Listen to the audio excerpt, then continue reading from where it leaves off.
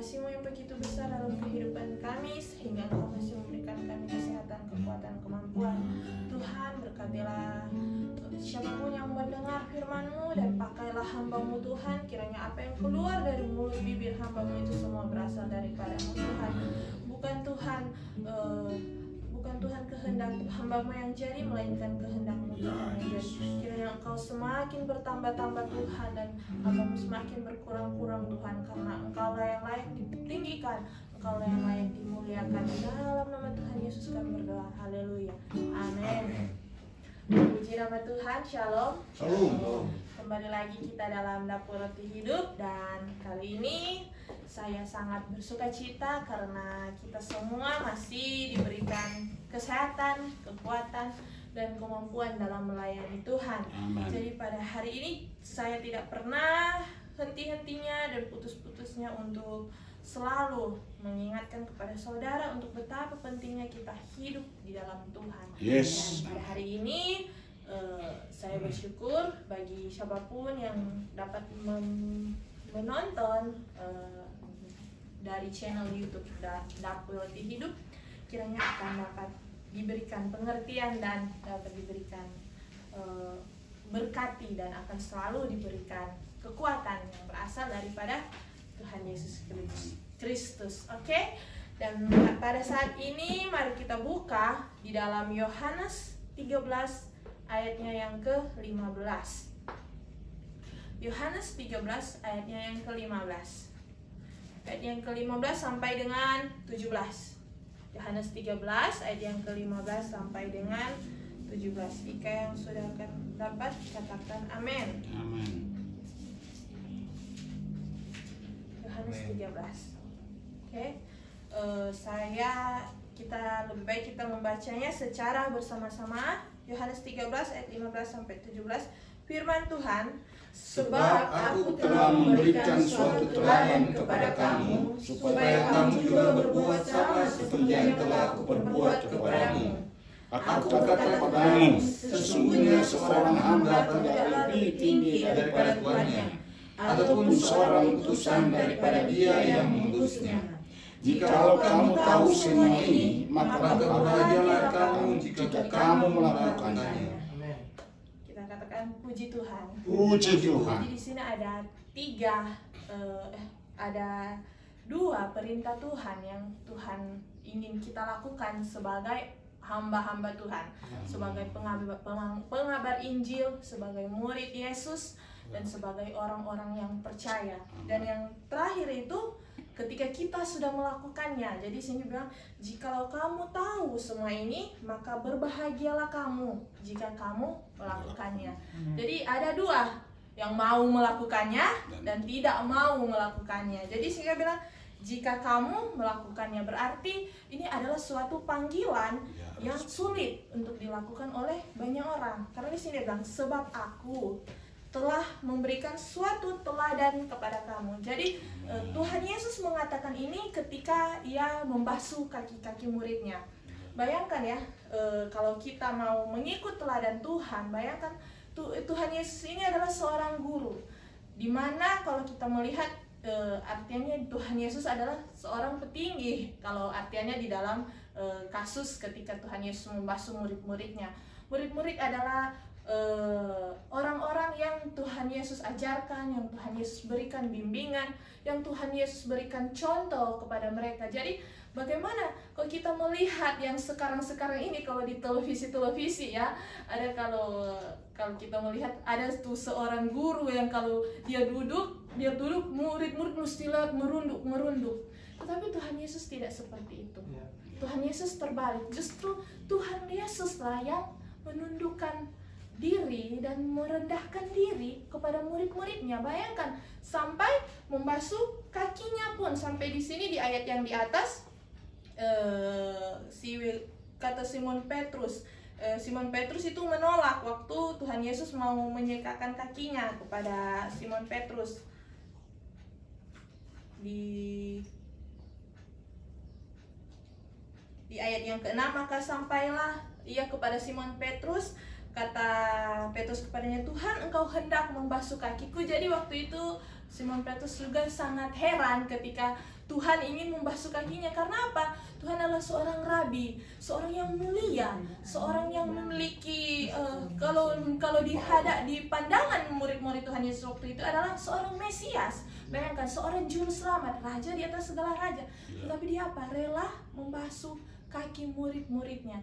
Dan itu adalah suatu hal yang sulit dilakukan oleh manusia-manusia sekarang. Karena apa? Kalau yang kita tahu, kalau ketika kita berada di posisi yang tinggi atau sudah menjadi orang yang terkenal, sudah dianggungkan oleh banyak-banyak orang, sudah dilayani oleh banyak-banyak orang, pasti kita enggan untuk melakukan hal itu. Karena apa? Karena kita sudah mendapat kehormatan dari manusia. Jadi ketika kita mau melakukan hal itu, pasti kita merasa kita sudah tidak ada di level itu, sudah tidak ada di tahap itu, kita sudah tidak mau melakukannya. Tetapi Tuhan bilang apa?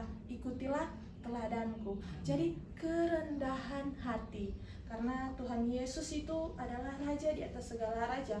Tuhan yang ingin merendahkan diri, merendahkan hati untuk turun ke dalam dunia menjadi seperti manusia agar dia mengerti manusia itu. Jadi jangan ada kesombongan di dalam hati manusia. Karena kenapa Tuhan sangat membenci kesombongan. Contoh adalah siapa? Saul. Dia sombong karena dia sudah menjadi raja, bahkan tidak menghargai abdi Allah. Kesombongan itulah yang sangat dibenci oleh Tuhan. Yang selanjutnya adalah apa? Orang Israel merasa diri sombong bisa melakukan hukum Taurat. Maka apa? Mereka generasi yang keluar dari tanah Mesir itu tidak masuk ke tanah Kanaan. Hanya Yosua dan Kaleb yang masuk ke tanah Kanaan. Itulah karena apa? Tuhan tidak memiliki sifat-sifat itu. Sifat sombong itu hanya dimiliki oleh iblis. Jadi kalau kita sombong, berarti kita tidak satu roh dengan Tuhan. Karena Tuhan itu memiliki roh kerendahan hati, roh kelemah lembutan, roh kedamaian, roh tidak meninggikan diri. Karena itulah yang Tuhan katakan. Karena di dalam ayatnya yang ke Matius,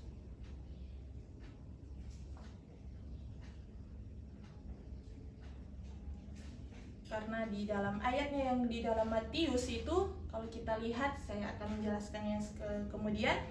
Dan yang ke-16 di sini bilang, aku berkata kepadamu, sesungguhnya seorang hamba tidaklah lebih tinggi dari tuannya, ataupun seorang utusan pada dia yang mengutusnya. Jadi Tuhan Yesus ini mengajarkan kepada murid-muridnya, mereka nanti kelak akan menjadi orang-orang yang melayani domba-domba Tuhan. Karena Tuhan Yesus memberikan perintah kepada murid-muridnya apa? Gembalakanlah domba-dombaku dan baptislah mereka dalam nama Bapa, Putra, dan Roh Kudus. Jadi Tuhan Yesus mengajarkan, ikutilah teladanku. Jadi Tuhan Yesus mengajarkan bahwa menjadi hamba Tuhan bukanlah kita semerta-merta menjadi orang-orang yang dilayani, tetapi kitalah yang melayani. Karena Tuhan sudah memberi contoh. Tidak mungkin Tuhan memberi perintah, tidak mungkin Tuhan memberi suatu perintah kepada orang-orang kalau Tuhan tidak melakukannya lebih dulu. Pasti Tuhan Yesus sudah melakukannya lebih dulu. Bahkan Tuhan Yesus hanya 3,5 tahun Tuhan memberikan contoh, tetapi contoh itu terbawa sampai sekarang. Karena Tuhan Yesus memberikan contoh yang hidup, memberikan teladan yang hidup, sehingga teladan itu membekas dalam hati murid-muridnya.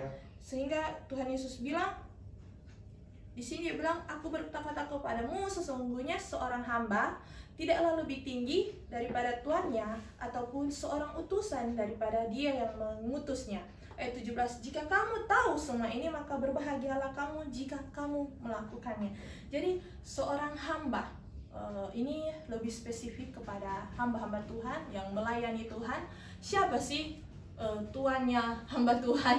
Kan bilang, oh pelayanan, oh saya adalah hamba Tuhan, oh saya adalah hamba Tuhan. Lalu siapa tuannya?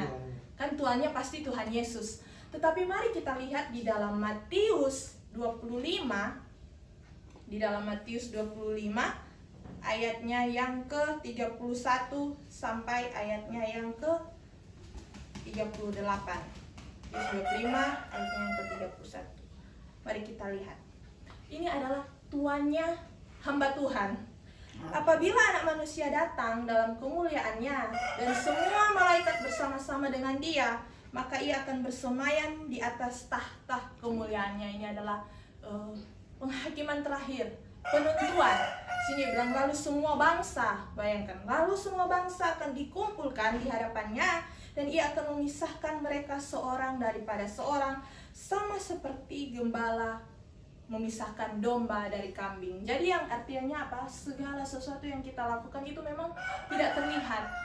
Di mana domba, mana kambing itu tidak terlihat, karena nanti Tuhanlah yang menyelidiki hati manusia. Jadi kenapa Daud bilang Tuhan selidikilah hatiku? Karena memang terlihat kita ini satu sama, tetapi ada domba dan kambing, dan hanya Tuhanlah yang mampu untuk memisahkan mana domba, mana kambing. Manusia tidak bisa dapat memisahkan, karena di sini bilang lalu semua bangsa akan dikumpulkan di hadapannya. Jadi segala perbuatan kita itu tidak tersembunyi di hadapan Tuhan. Jangan mentang-mentang, oh manusia tidak tahu kok, oh kita buat ini manusia tidak tahu. Bahkan di dalam hati kita, ketika Tuhan Yesus bilang, ketika kau memikirkan hal yang jahat pun itu sudah berdosa. Kalau ikut Tuhan Yesus, perintah Tuhan Yesus, kan kalau di hukum Taurat ketika kita mendapati orang itu berdosa, itu berdosa. Tapi kalau dalam hukum Tuhan Yesus, ketika kau memikirkannya pun itu sendiri sudah berdosa. Maka kenapa Tuhan Yesus bilang, Tuhan Yesus memisahkan mereka seorang dari seorang. Jadi itu adalah satu kumpulan. Jadi kita tidak bisa menilai siapa yang baik, siapa yang jahat, menilai ini itu. Memang kita diberikan Tuhan Yesus untuk melakukan sesuatu kehendak dengan kebenarannya, tetapi jangan merasa dirimu benar. Karena itu juga menjadi suatu cobaan dari iblis. Karena ketika kamu merasa dirimu benar, maka itu lebih berbahaya daripada ketika kamu merasa dirimu berdosa. Karena ketika kamu merasa dirimu benar, dirimu apa, sama seperti orang-orang ahli Taurat, mereka sudah merasa dirinya mereka benar, mereka merasa dirinya betul, mereka merasa dirinya itu berharga. Itulah yang menjadi awal kejatuhan dari manusia. Maksudnya lebih tinggi. Karena apa? Itu roh dosa, roh kesombongan. Jadi di sini Tuhan bilang lalu semua bangsa akan dikumpulkan di hadapannya dan Ia akan memisahkan mereka seorang daripada seorang, sama seperti gembala memisahkan domba dari kambing. Dan Ia akan menempatkan domba-domba di sebelah kanannya dan kambing-kambing di sebelah kirinya. Dan raja itu akan berkata kepada mereka yang di sebelah kanannya, mari, hai kamu yang diberkati oleh Bapakku, terimalah kerajaan yang telah disediakan bagimu sejak dunia dijadikan. Ingat baik-baik. Jadi berkat orang benar itu. Berkat ketika di ayat 17 di sini dibilang, jikalau kamu tahu semua ini, maka berbahagialah kamu jika kamu mau melakukannya. Jadi sebenarnya Tuhan sudah menyediakan sebelum Tuhan menciptakan manusia di bawah kolong langit ini, Tuhan sudah menyediakan tempat bagi manusia sebelum manusia itu dijadikan. Jadi Tuhan tidak membuat manusia itu sembarang jadi di bumi. Tidak. Bayangkan tempat, bayangkan berapa lama waktu yang Tuhan tunggu ketika padahal Tuhan sangat ingin menempatkan manusia di tempat itu. Tetapi berapa lama waktu yang Tuhan tunggu untuk menempatkannya? Padahal Tuhan sudah sangat ingin melihat anak-anaknya ada di situ. Karena apa? Karena itu adalah tempat yang disediakan Tuhan. Bagaimana sih? Contohnya ketika orang tua sebelum anak itu lahir kan, pasti sediakan tempat, DP kamar bagaimana, DP baju-baju bagaimana, DP tempat tidur bagaimana, kan senang, sangat-sangat excited, sangat-sangat bahagia. Bahkan belum ada anak itu tapi sudah ada DP pernak-pernik. Kalau ada anak cewek pasti sediakan semua warna merah muda, kalau anak cowok pasti semua sediakan warna biru. Dan betapa lamanya Tuhan menunggu proses waktu itu ketika anak-anaknya belum ditempatkan di tempat yang Dia sediakan. Bayangkan di sini bilang disediakan bagimu sejak dunia dijadikan. Jadi disediakan bagi orang-orang domba-domba yang mau mengikuti Tuhan Yesus itu sejak dunia dijadikan. Ini loh tempat buatmu, udah ada. Tetapi kenapa kita tidak mau mengikuti firman Tuhan? Jadi itulah kenapa Tuhan bilang, sebab aku telah memberikan suatu teladan kepadamu, supaya kamu juga berbuat seperti yang telah kuperbuat kepadamu, agar kita supaya dapat duduk bersama-sama dengan Tuhan Yesus di tempat yang Tuhan sudah sediakan bagi kita.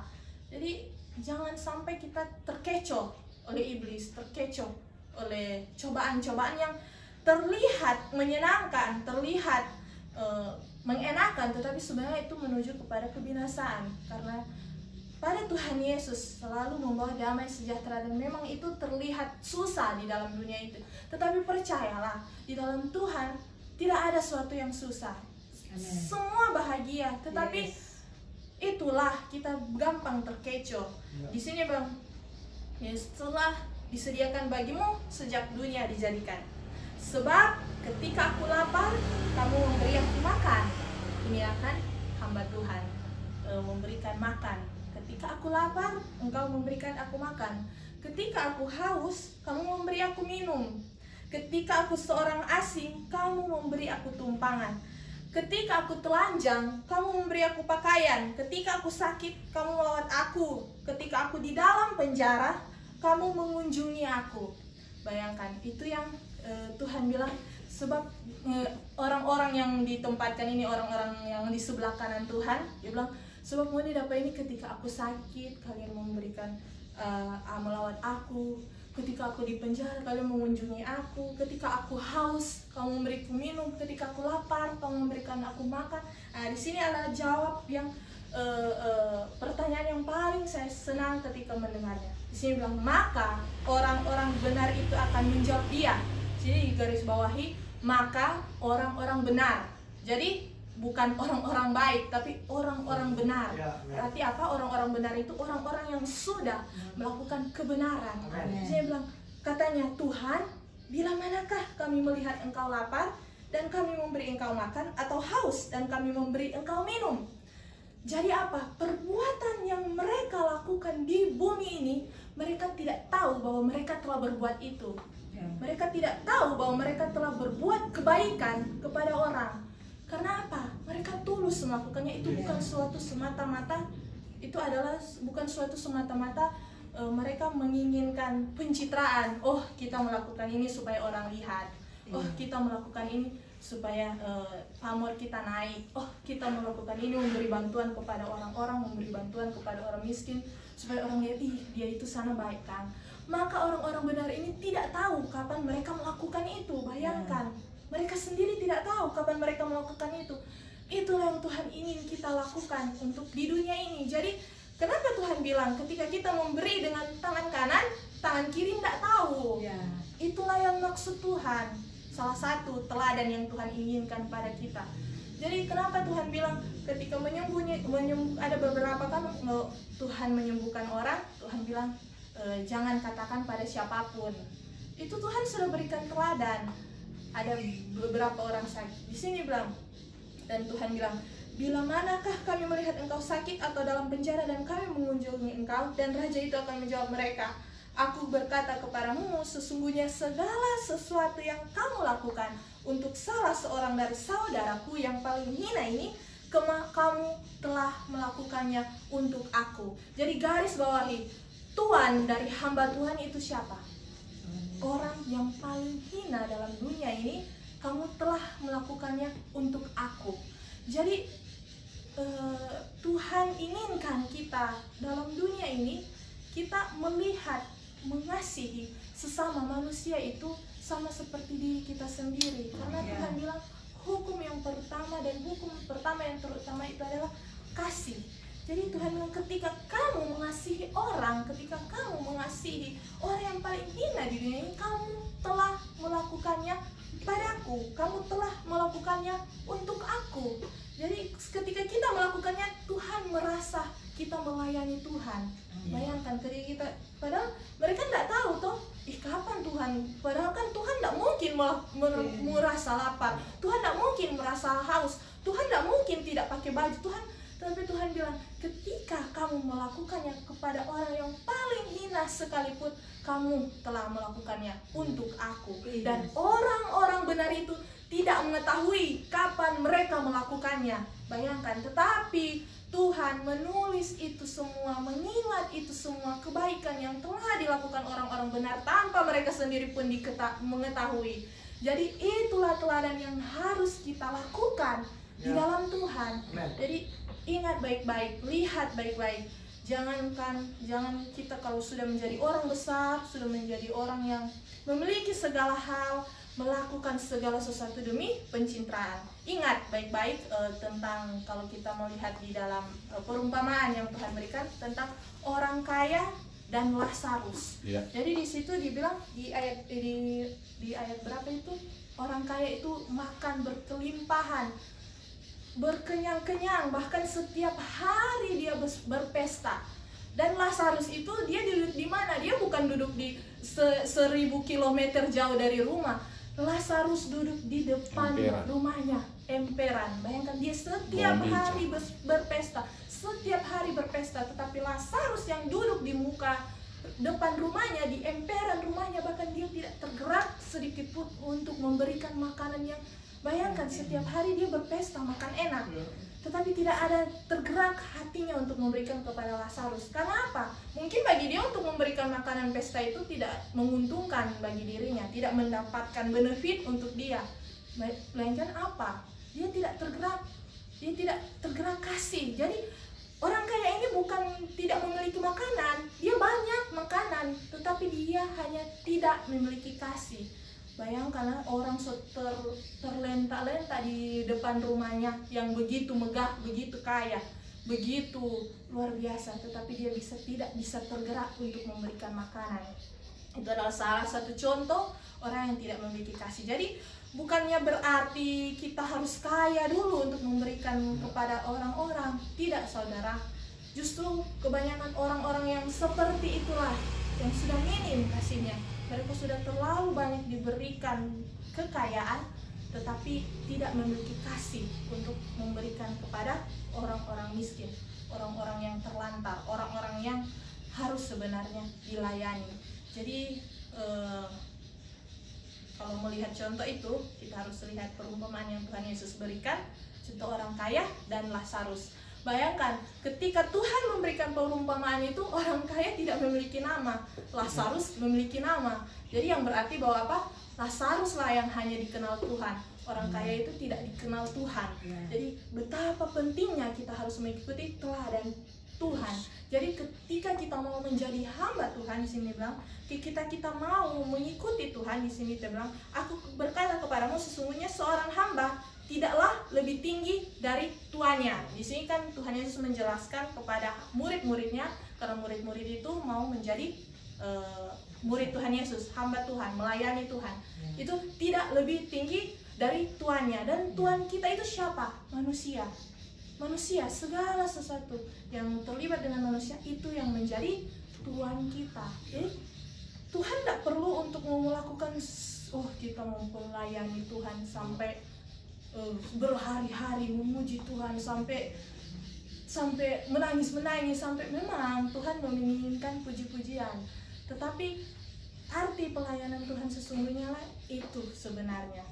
Di sini bilang melayani sesama. Dan pada akhirnya Tuhan Yesus berkata di endingnya, di sini bilang, maka ia akan menjawab mereka, aku di Matius 25 ayat 45, maka ia akan menjawab mereka, aku berkata kepadamu, sesungguhnya segala sesuatu yang tidak kamu lakukan untuk salah seorang dari yang paling hina ini, kamu tidak melakukannya juga untuk aku. Dan mereka ini akan masuk ke tempat siksaan yang kekal, tetapi orang benar ke dalam hidup yang kekal. Jadi itulah perbedaan antara orang yang mengikut teladan Tuhan dan yang tidak mengikut teladan Tuhan. Istinya apa? Orang yang dipisahkan, domba dan kambing. Itu pasti. Dan Tuhan pasti tahu mana domba, mana kambing. Mungkin manusia akan terkecoh terhadap istilah serigala berbulu domba atau apalah itu. Tetapi Tuhan tidak akan pernah terkecoh dengan hal itu. Karena Tuhan yang menciptakan kita. Tuhan yang tahu setiap hati kita. kita. Jadi jangan pernah bersembunyi di hadapan Tuhan, karena Tuhan pasti tahu. Dan jangan pernah ketika hari itu datang kita akan dipisahkan. Bayangkan betapa sakit hatinya, ada tak kumpul sama-sama istilahnya, orang dah hidup sama-sama kong, tapi dia di sebelah sini kanan, ngana di sebelah kiri. Padahal kita dah hidup sama-sama. Kan bukan, kan di sini dari awal mereka ini kan hidupnya sama-sama. Nggak ada tuh yang bilang oh dari awal domba so domba, kambing-kambing. Tidak, mereka sama-sama.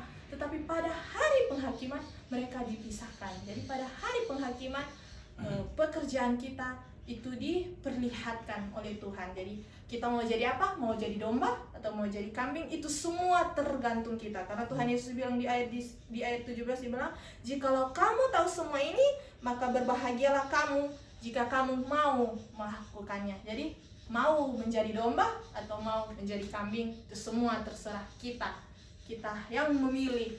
Jadi kalau saya mau mengajak saudara, marilah kita untuk menjadi domba yang duduk bersama-sama dengan Tuhan Yesus di tempat yang sudah Tuhan Yesus sediakan dari sejak awal dunia dijadikan. Demikianlah firman Tuhan. Amin. Mari kita tutup doa. Kita berdoa. Ya Tuhan, terima kasih banyak atas berkat dan rahmat-Mu, karena kasih-Mu yang telah Engkau beritakan kepada kami pada hari ini.